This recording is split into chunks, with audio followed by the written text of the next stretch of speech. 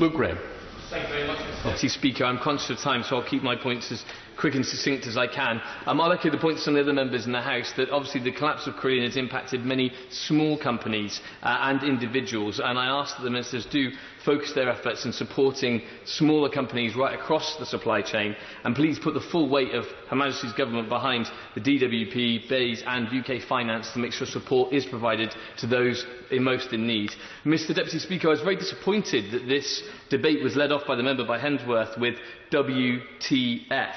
Now, I've only been in this House for 7 months, but I'm pretty sure on an issue as important as the collapse of a major company, our constituents expect a little better, especially when there's only been 5 mentions of Carillion by Labour MPs in the last 6 months of 2017. So they weren't exactly ringing the bell. I also don't think taking the issue with the member from Aberdeen North, it's time for gloating by the SNP either, when just last year we had 7,000 students across 17 schools in Edinburgh who weren't able to return to school because of failure of contracts overseen by the devolved administration. Mr Deputy Speaker, this was the failure of a company. But there were other actors, and as my honourable friend mentioned just earlier, one of the key issues here was the acting of the auditors.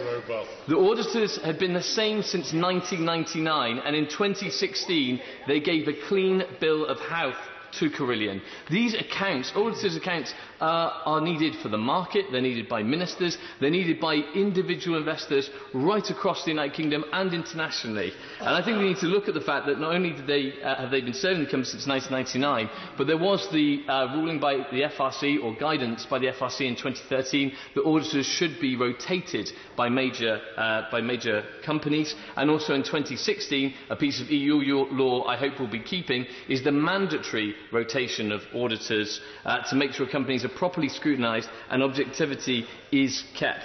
Mr Deputy Speaker, I'm a member of the Public Accounts Committee and we will be discussing this matter of Carillion and considering carefully our next steps. Government papers provide insight, but it is my view that actually an independent National Audit Office report would be far more illuminating.